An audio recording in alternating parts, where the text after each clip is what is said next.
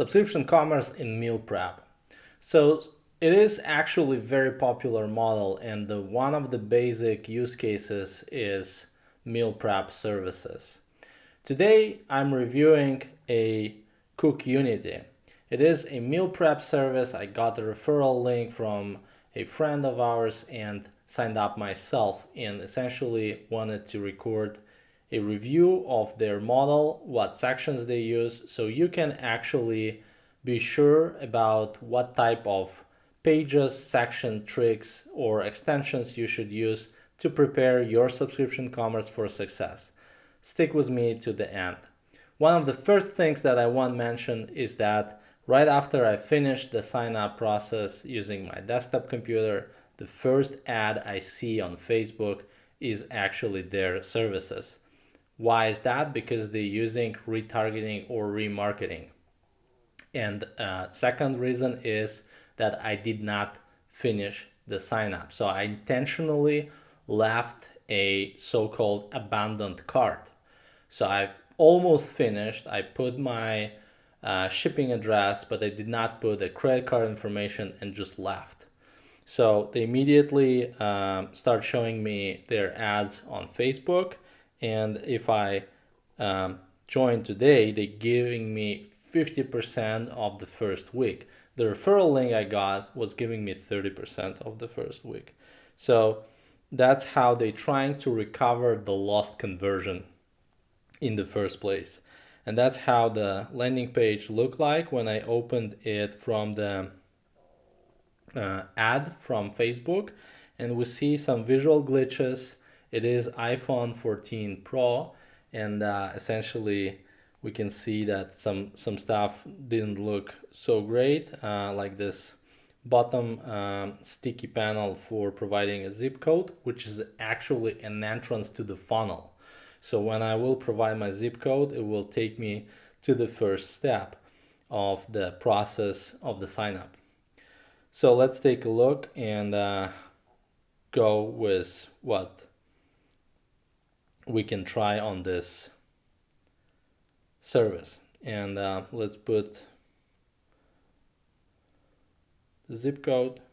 And one of the things that very often being seen on mobile experiences as a glitch is basically the improvement iOS did for putting information into the input text.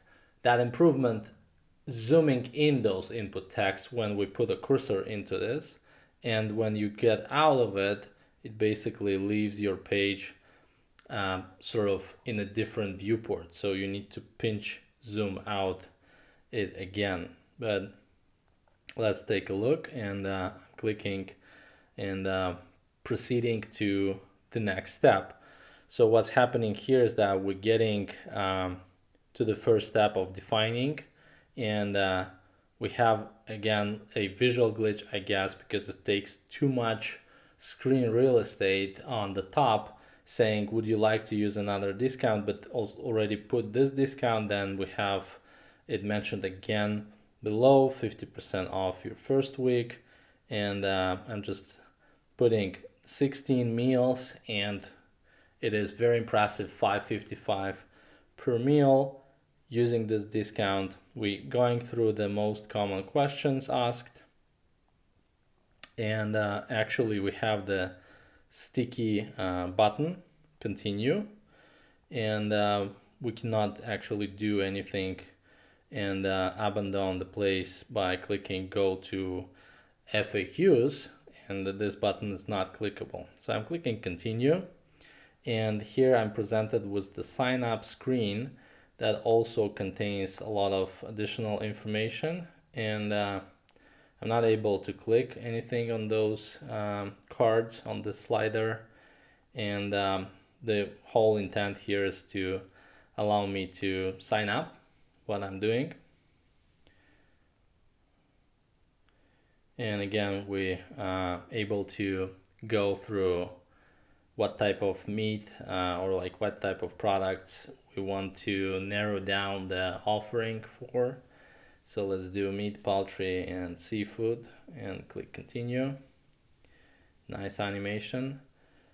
Here we get this carousel, which does not suggest it is a carousel. Like for me, it's basically missing some arrows, or sometimes brands showing a one of the icons as cut it off, and it basically allows to understand that like something more is there. So let's say if this carrot would be half hidden, it is suggesting that there is more stuff there. For me, it's like look more as tabs. So I have all recommendation in seafood, but like I'm completely not aware of the things further. And I have the dishes one by one. I need to scroll and I can add them to the cart. And to see what I added, I can click view selection, and that way review my card. So this way we can keep control on what is added. And they nicely doing an upsell here by adding items that actually require a bigger payment. So we have some, let's say, classic dishes, and then boom, petite bistro steak with mushroom au jus and roasted Brussels sprouts. Boom, $6.99 more. And those upsells obviously improve the average order value. So we keep adding, and we need to actually go to 16 of those meals. And I'm just trying to get it as fast as possible.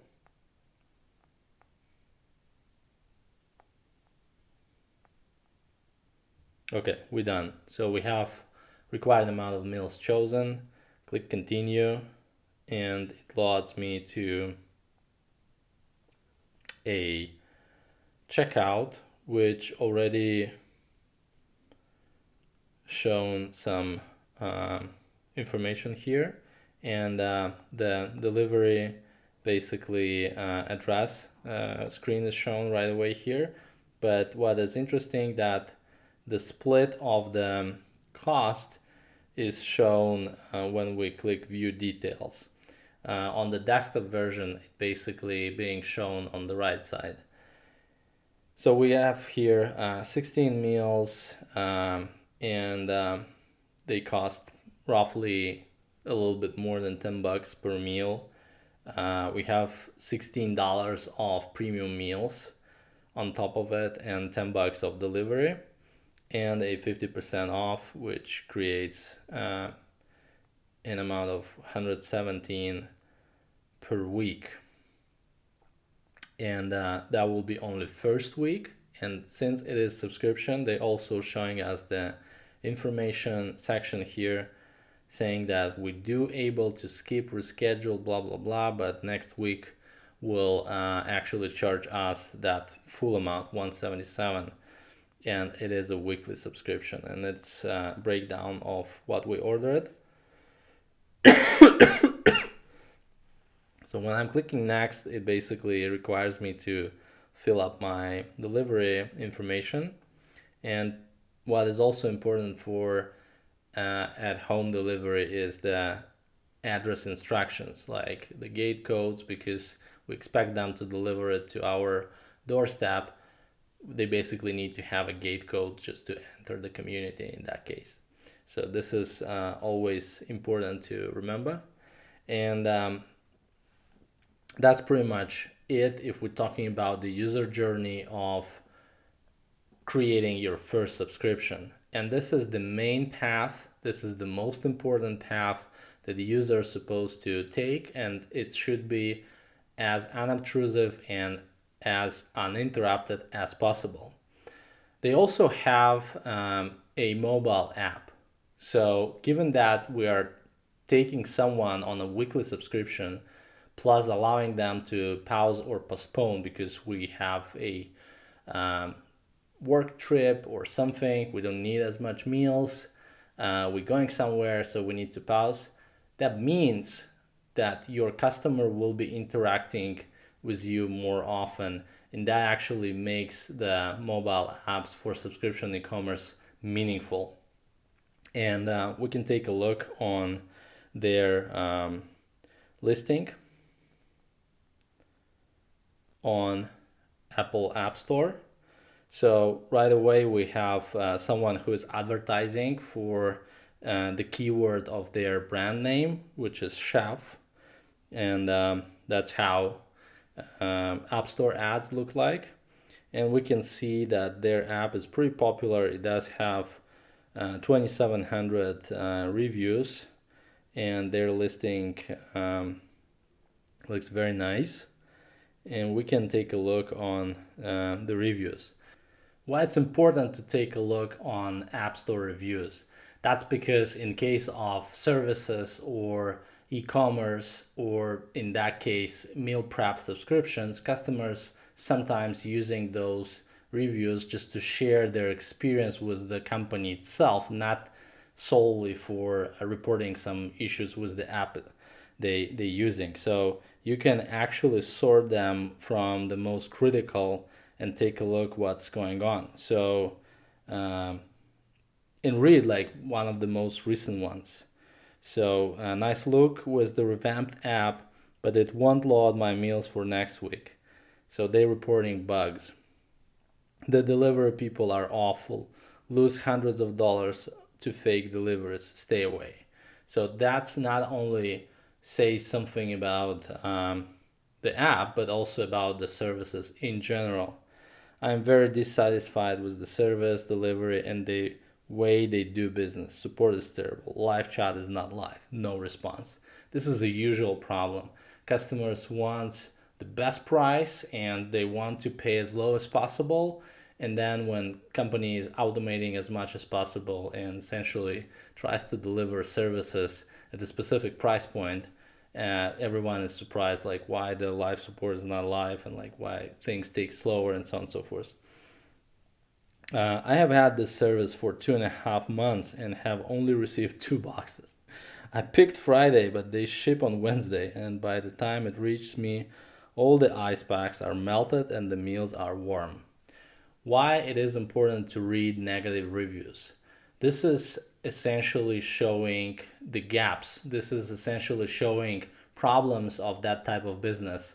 It is also gives you ability to spot things upfront and figure out where you can fall short, or how to communicate if you're starting fresh and you basically don't have people on support, how to communicate that to your customers so they would not share their frustration in the reviews, either here or in Yelp or any other place.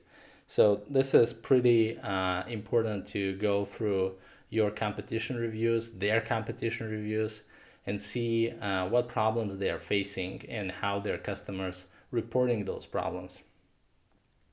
Let's take a look on their traffic numbers. And to get traffic numbers of a specific store that you're interested to figure out how they're functioning, you can always use SimilarWeb. It is for free, and this way you can actually figure out what type of CookUnity, what type of numbers they have, how many visits, how high is the bounce rate, and from where they getting their traffic. This is the most important part, because that will show you the way how you can increase your traffic and the way how you would go and advertise.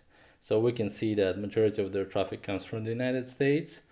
Some information about demographics, but in that specific case, it's not so much relevant. Obviously, all working people that have 9-to-5 jobs and don't have time to cook for themselves, or somebody who is on diet or trying to lose some weight, would be in the main target group here.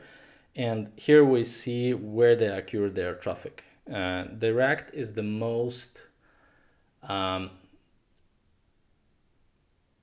difficult to understand point, because it is essentially bucket where the analytics apps put everything that they cannot spot the source for. So essentially, obviously, direct means that somebody just opened a URL, but at the end of the day, everything that is not being reported by a specific source, it comes to direct as well. So this is the most confusing thing.